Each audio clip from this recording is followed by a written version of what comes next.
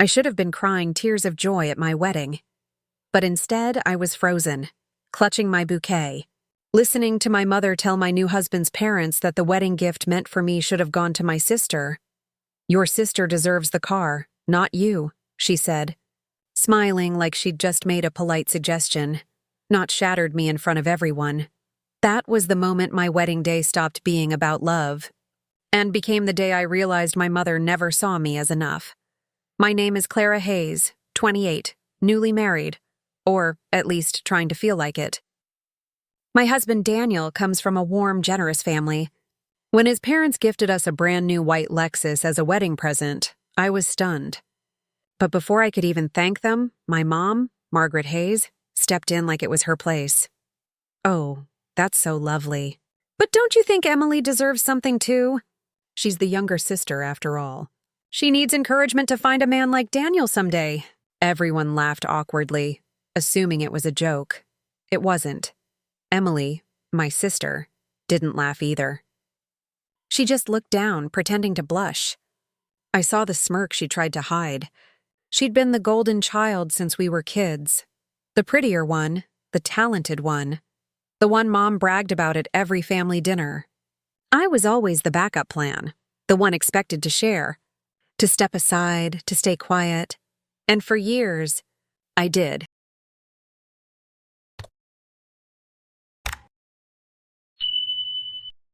I let Emily borrow my clothes, my car, even my college scholarship once, because Mom said, "You'll get another chance. Clara, don't be selfish." But standing there in my white dress, in front of guests and cameras, her words cut deeper than ever. Emily deserves it more. I smiled through it, like the obedient daughter she raised me to be. But inside something cracked, something that had been waiting years to break. After the ceremony, Daniel noticed. He asked quietly, "Why did she say that?" I shrugged, pretending not to care.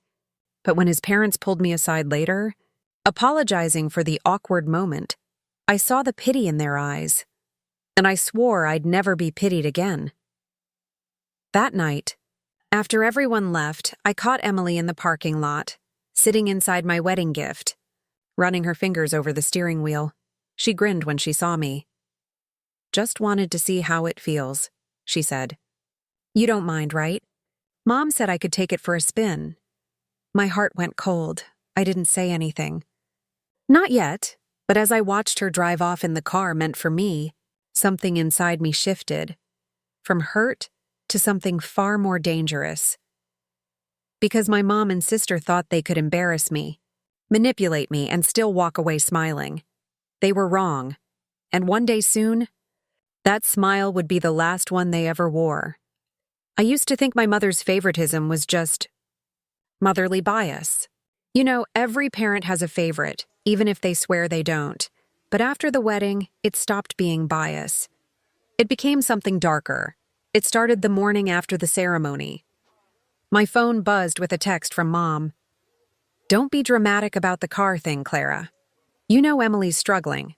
Be the bigger person. Be the bigger person." That phrase was my childhood lullaby. When Emily crashed my old Honda, I was the bigger person. When she dated my ex-boyfriend in college, I was the bigger person. And now, she'd taken the car my in-laws gave me, and I was expected to smile. Daniel tried to calm me down. "She's just trying to keep the peace," he said gently. But peace doesn't feel like being erased. Over the next few weeks, I started noticing the patterns. Mom called me less, but called Emily every day. When we did talk, she'd slip in little comments like, "Emily's working so hard lately. You should help her out financially. You two are family." Or, "Don't make her feel jealous, Clara. She's sensitive." Sensitive? Emily was the one who posted pictures online of her posing with my car, captioned, "So grateful for family blessings." Like she'd earned it. When I confronted her, she just laughed. "Relax, sis.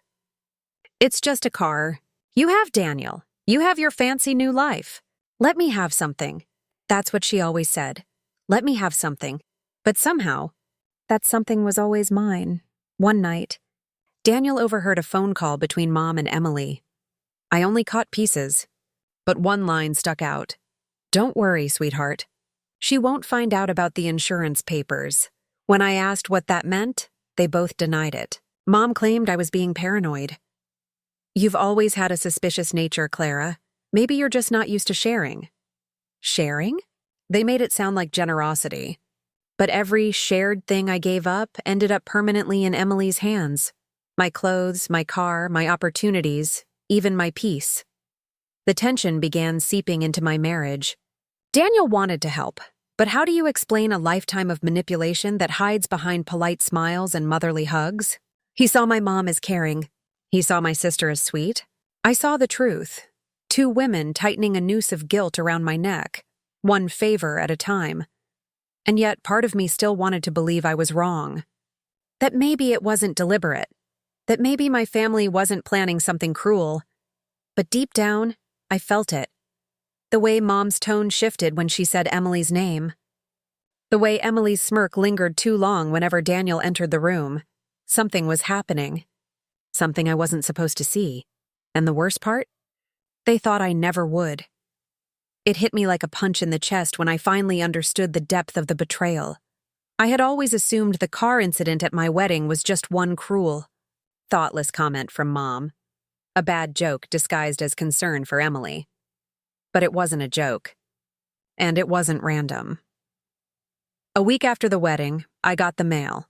Insurance documents, registration papers, and a note from my husband's parents confirming everything was under my name. I glanced over the forms, expecting relief. Instead, I saw something that froze my blood. Mom had forged my signature on a separate insurance transfer, shifting the car temporarily into Emily's name for convenience. And that was only the start. I started digging. Emails between Emily and Mom revealed a coordinated plan. They had been preparing for months, plotting which gifts and assets from the wedding registry could be diverted to Emily, from jewelry to electronics to family heirlooms. Even Daniel's parents' generosity had been manipulated. Emily had been the golden beneficiary of every decision Mom made, and they'd carefully hidden it from me under the guise of sharing and family love. The heartbreak hit first. I had trusted them both, my mother, who was supposed to be my protector, and my sister, my lifelong companion. Now I realized everything they had ever done in my presence. The compliments, the guidance, the warm smiles had been a calculated performance. Then came the rage. I wanted to scream in the middle of the living room, in front of my husband, the wedding photographer who had sent me photos, everyone. I wanted to demand why they had done this, why they had schemed against me when all I ever did was follow the rules. Respect them, love them, but I didn't, not yet. Instead, I sat in stunned silence, staring at the car keys now technically in Emily's possession. Every family gathering I had endured, every shared secret, every favor I'd quietly given, it all fell into place. Mom had spent years grooming Emily to always be first, to always get the reward, while I was expected to be grateful for scraps. I felt my hands shake as I reread the emails. Emily's smug comments, Mom's polite encouragement, the detailed plan of how to keep Clara calm and unsuspecting. It was meticulous, almost surgical. And then the thought hit me. If they could steal my wedding gift, what else had they already taken? My heartbreak turned into icy determination. I wasn't naive anymore. I wouldn't just sit and watch as they continued to take from me. No, I would make sure every act of betrayal, every manipulation, every lie, every stolen moment came back to them. And this time, there would be no pretending, no smiling through the pain, because the next move would be mine. For days, I wandered through our apartment in a fog, the betrayal playing over and over in my mind like a broken record. Every time I closed my eyes, I saw Emily grinning in my new car, Mom's smug face hovering nearby, as if they had rehearsed the perfect crime for years. I couldn't eat, I couldn't sleep, and Daniel's attempts to comfort me felt powerless against the storm inside. One evening, I found myself back at the wedding venue. Everything was quiet, the decorations packed away, the scent of roses fading. I sat on the edge of the empty stage, hands gripping the polished wood, and I asked myself, what am I doing? Sitting here, letting them win? It hit me then, sharp and cold. They had only power because I gave it to them. Every generous smile, every sacrifice, every ignored slight had been permission for their manipulation. I had been the obedient daughter, the tolerant sister, the woman who swallowed hurt and nodded politely. But I wasn't her anymore. I wasn't the girl who accepted injustice as a way of keeping peace. I realized my grief had to become fuel. My tears had to become fire. That night, I made a decision. I would reclaim everything they tried to take from me, not through yelling or confrontation, but through strategy, patience, and precision. This wouldn't be petty revenge. This would be poetic, and it would be mine. The first step was clarity. I began writing everything down. Every instance of favoritism, every manipulated gift, every lie I had caught or suspected. I created timelines, detailed notes, and collected every proof I could find. Each memory became a weapon, each email or text a piece of evidence waiting to be revealed. Then came the second step, self-reclamation. I started focusing on myself, my career, my finances, my confidence. I enrolled in a design workshop, reconnected with clients I had long neglected, and rebuilt my network quietly. I wasn't just preparing to expose them. I was preparing to rise above them, to become untouchable in ways they never imagined. The final trigger moment came unexpectedly. I was scrolling through photos from the wedding when I saw Emily's smug smile in my car again. The exact expression she had worn when Mom had suggested the gift should be hers. Something in me snapped. The grief, the humiliation, the anger, it crystallized into one sharp, unwavering thought. They think they can steal from me, humiliate me, and walk away smiling. They are wrong. From that moment on, I didn't feel hurt. I felt determined. Every action, every step I would take from now on had a purpose. Mom and Emily had underestimated me for the last time. And when I acted, they would see just how unstoppable I had become. Revenge, I decided, would not be loud. It would be meticulous. A quiet unmasking built from facts, timing, and the kind of patience that makes people think the truth was always accidental. I stopped plotting scenes in my head and started building a list. Step by step, like an engineer drafting a bridge that would one day collapse their world. Step 1. Document everything. I printed the forged insurance transfer. I saved screenshots of Emily's social posts showing off family blessings. I archived text threads where Mom casually suggested small favors and then followed up with duplicity. I labeled each file with dates and short explanations because emotion makes for messy evidence. Clarity makes for conviction. Step 2. Reclaim control of the narrative.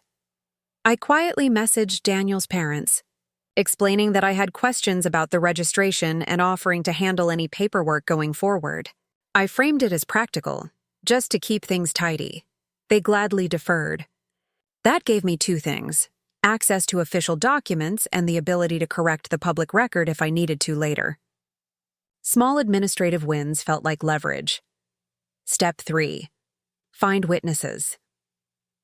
I reached out to distant relatives and family friends who had been present at showers, pre-wedding dinners, and small gatherings. Most dismissed me with gentle platitudes, but a few remembered odd remarks, off-handed gifts, and Mom's tendency to manage presents. They agreed to write short statements if ever called upon. People like corroboration. They also like not being complicit. Once they saw the paper trail, a couple quietly admitted they'd always suspected favoritism. Step 4. Secure the money trail. I tracked the registry disbursements and asked, under the guise of gratitude letters, for copies of receipts. A friendly bank manager I'd once helped with a pro bono logo quietly ran a history for me. Transfers, holds, temporary beneficiary changes. There it was, patterns of convenient transfers whenever a gift arrived. The numbers didn't lie. Step 5. Set the bait. If Mom and Emily believed themselves untouchable, vanity was their blind spot. I created a curated thank you post, vague, gracious, and intentionally public, hinting that I was thinking of reallocating some registry gifts to charity since we had been so blessed. I made sure Emily saw it. I knew she couldn't resist performing generosity while keeping the reward. That performance would give me the public breadcrumb I needed. Step 6. Line up a controlled reveal. I contacted a local consumer journalist known for civil disputes and a lawyer who specialized in family fraud. I didn't intend to file a lawsuit unless necessary. Sometimes the mere prospect of legal scrutiny is enough to topple reputations. They agreed to look over the files once I delivered a clean packet: dates, evidence, witnesses. All the while, life flowed around them. Mom continued her calls, warm and controlling. Emily posted pictures, smiling in the Lexus as if she'd always owned it. They felt in control, which made them careless. The more confident they were, the more mistakes they made. A forwarded email left visible. A flippant voicemail. A poorly deleted draft.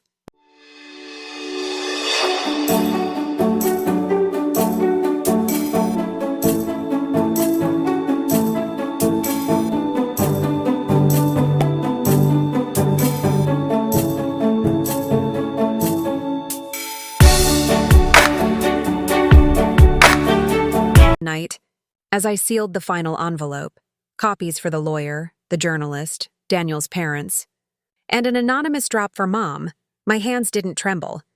They were steady, shockingly calm. I slid the packet into a padded envelope, addressed one copy to the family home, and left it on my kitchen table like a loaded question. They thought they'd bought a future with my silence. I thought, with a small, cold smile, that silence was the perfect weapon. Next, execute the reveal. Timed so their smiles would break in front of everyone.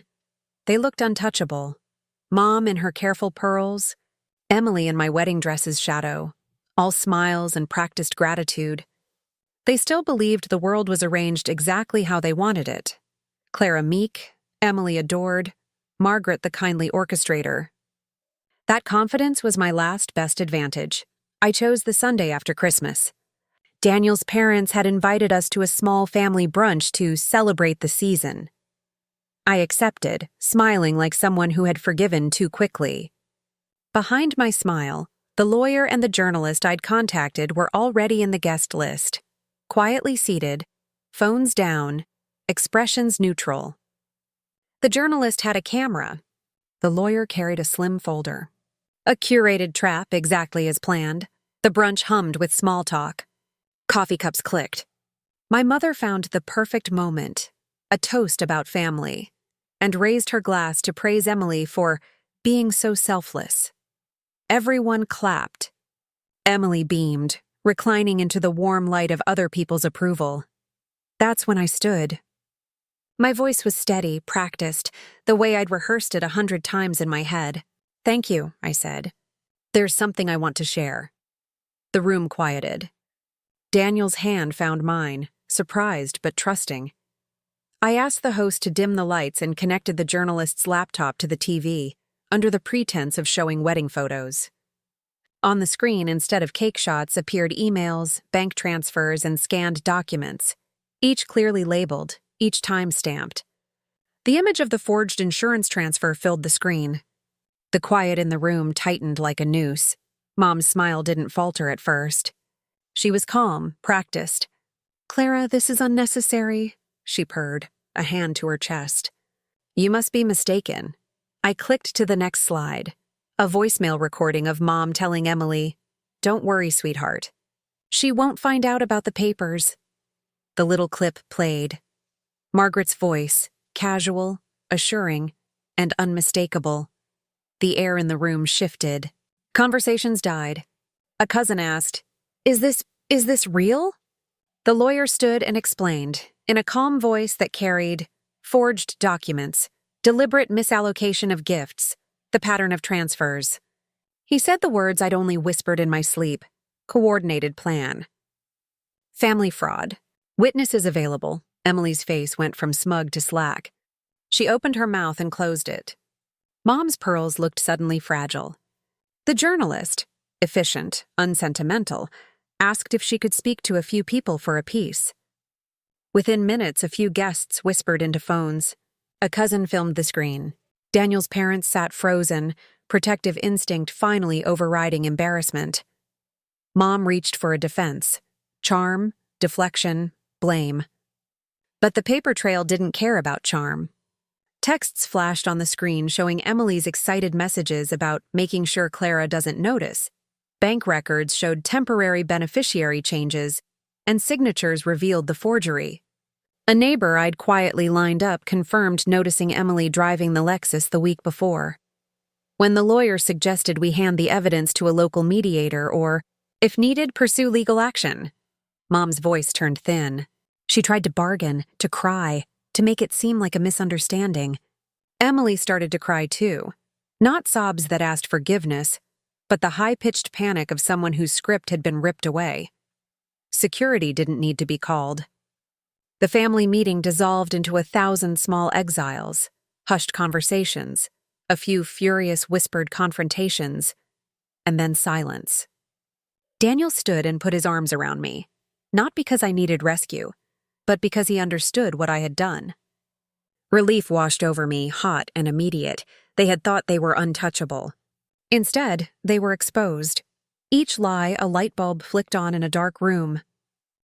As people filtered out, some offering awkward condolences, some offering quiet support, I sat very still and watched my mother's face, watched Emily's shoulders slump. The Lexus keys sat in my clutch like a promise reclaimed. The climax was not thunderous. It was surgical, inevitable, and clean. The kind of ending that leaves no room for polite smiles. The day after the brunch, the house felt emptier than ever. Mom hadn't called. Emily hadn't texted. For the first time in my life, the golden child was invisible. And it was liberating.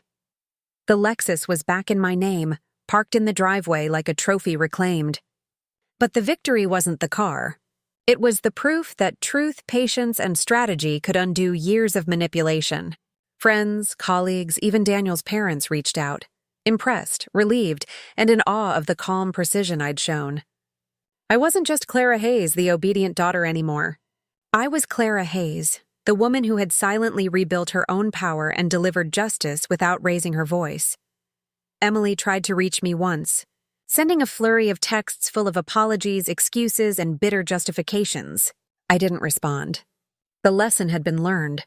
Actions, not words, define character, and she had shown hers to the world. Mom remained silent, her warm smiles replaced with cautious, calculating stares whenever we saw each other at family gatherings. It was subtle but unmistakable. Her authority over me had evaporated. For the first time, I could interact with my family on my own terms. No guilt, no manipulation, no favors demanded or stolen. I spent the next few weeks focusing on what mattered. Daniel, our life together, and rebuilding trust in myself. I started a small business designing interiors, leveraging the confidence and resources I'd quietly gathered. Business boomed because I wasn't just talented. I was fearless, disciplined, and wise to people's hidden intentions. Every time I drove the Lexus, I thought about the golden smiles of Mom and Emily at the wedding, the smugness that had so arrogantly assumed my compliance. And I smiled, not in anger, but in satisfaction. There is a particular kind of poetic justice that doesn't shout. It whispers quietly in the smallest victories. Mom and Emily had refused to open the gift of honesty, integrity, and fairness. And in doing so, they delivered the ultimate lesson to themselves. So here it is. Viewers, betrayal can feel crushing, even life-altering. But patience, preparation, and self-respect are more powerful than anger. When the time is right, karma doesn't need to yell. It arrives quietly with precision and leaves no doubt who deserved what all along. If you've ever faced betrayal, comment below, share your story. I read everyone, and if you love watching justice served, the kind that's clever, precise, and undeniably satisfying, Unsubscribe for more true-to-life revenge stories that give goosebumps and make you believe in the power of rising above.